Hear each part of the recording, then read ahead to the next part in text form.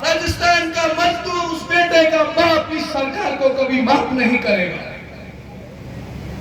मैं आपको याद दिलाना चाहता हूं, मैं आपको बताना चाहता हूं कि राजस्थान में जिस प्रकार से दलितों पर अत्याचार इस सरकार में हुआ है, राजस्थान में वंचितों के साथ अन्याय इस सरकार में हुआ है, राजस्थान की माताओं बहनों की आबरू लूटने का जो दुस्साहस इस राजस्थान की कमजोर कानून व्यवस्था के कारण से हुआ है, उसको राजस्थान की जनता कभी माफ नहीं करेगी। राजस्थान के बहुत सारे मुद्दों पर आने वाले वक्त हम सबसे बात करेंगे। मैं नीम का थाना के कुछ विषयों पर आप सबसे बात करना चाहता हूं। अभी मेरे परिचय में एक बात आई कि मैं राजस्थान की भारतीय जनता पार्टी का 15 साल से विचार से जुड़े हुए कार्यकर्ता हूं। मेरा जीवन, मेरी शिक्षा के बाद अगर मेरा जीवन किसी काम के लिए लगा है तो इस देश की सेवा के लिए लगा है, राजस्थान के नौजवानों की सेवा के लिए लगा है। आज तक मैंने अपनी शिक्षा पूरी करने के बाद केवल एक काम किया है, तो वो काम है कि राजस्थान के नौजवान का भविष्य बदलना चाहिए, राजस्थान के युवाओं का भविष्य बदलना चाहिए। एक सूचना आई है, RJ23 CD 3139, ये जो गाड़ी है ये कहीं गलत जगह खड़ी है, इसको ठीक कर देंगे। मैं बात कर रहा था कि मेरे परिचय में आया है कि मैं नीम का थाना से भारतीय जनता पार्टी का प्रत्याशी बनने का प्रयास कर रहा हूं। इसलिए मुझे लगता है कि मेरी जो पुण्य भूमि नीम का थाना है, इस पवित्र भूमि के लिए, जहां पर पैदा हुए, जहां पर पले बढ़े, जहां पर शिक्षा ग्रहण की और संपूर्ण राजस्थान में विचार के संगठन से जुड़कर जो सीख कर आया हूं, क्यों ने जो शिक्षा ग्रहण किया उसका उपयोग नीम का थाना के मेरे अपने लोगों के लिए किया जाए। मैं आपको याद दिलाना चाहता हूं, मैं आपको ध्यान दिलाना चाह रहा हूं कि नीम का थाना में भ्रष्टाचार किस चरम पर है। इसके कुछ उदाहरण मैं आपके सामने रखना चाहता हूं। नीम का थाना सीकर जिले में सबसे ज्यादा रेवेन्यू देने वाला कोई स्थान है तो वो नीम का थाना है। किसी भी सरकार को संपन्न बनाना है, विकासशील बनाना है, उसके लिए पैसा बहुत जरूरी है और नीम का थाना से सबसे ज्यादा रेवेन्यू जनरेट होता है।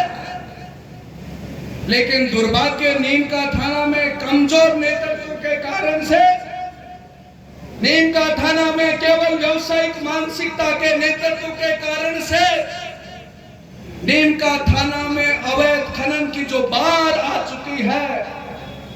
और उदाहरण के रूप में मैं बताना चाहता हूं कि उन पहाड़ों में जाकर देखो जिनकी सरकारी रिकॉर्ड में कोई नींव नहीं है, उनमें 100 फीट के खड्डे किसने किए हैं। मैं इस घटना के कारण कह सकता हूं चैलेंज के साथ कि यहाँ के अवैध खनन का पैसा यहाँ के अधिकारी, यहाँ का विधायक और मुख्यमंत्री तक जाता है। मैं चैलेंज के साथ कह सकता हूं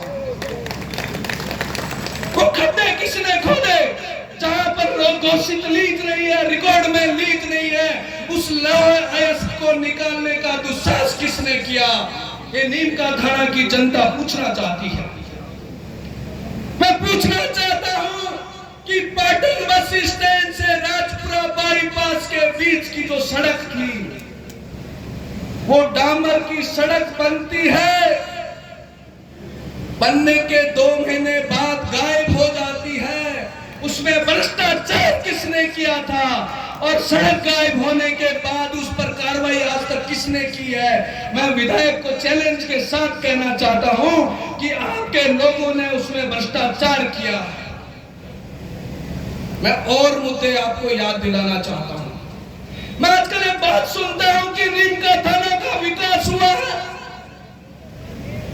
मैं पूछना चाहता हूं कि नीम का थाना का विकास वो हुआ है, कभी आपने बस की यात्रा करके देखी है, कभी गलती से किसी काम के कारण से कोई यात्री 6:30 बजे खेतड़ी मोड़ शाम को पहुंचता है, उसको पाटन जाने के लिए साधन नहीं मिलता है, किसको विकास कहते हैं आप?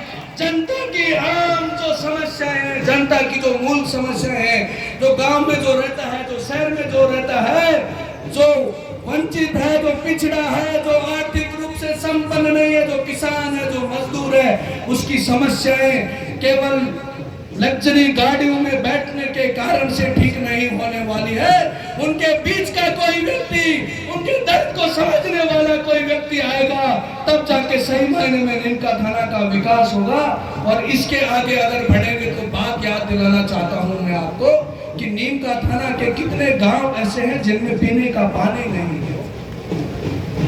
मैं यशस्वी प्रधानमंत्री जी को धन्यवाद जरूर देना चाहूंगा कि उन्होंने जल जीवन मिशन के तहत हर घर को नल से जल देने का काम जो किया है, उसके कारण से पाइपलाइन तो हमारे यहाँ पर आ गई, लेकिन ट्यूबवेल में पानी नहीं तो पीने का पानी कहां से आएगा? और जो पानी है उसमें फ्लोराइड की मात्रा के कारण से लोगों को जो बीमारियां हो रही हैं, उसका समाधान कौन करेगा? ऐसे बहुत सारे छोटे छोटे मुद्दे मैं आपको याद दिलाना चाहता हूं। नीमका थाना की जनता का विकास होना चाहिए, नीमका थाना के गरीब मजदूर के कल्याण की बात होनी चाहिए।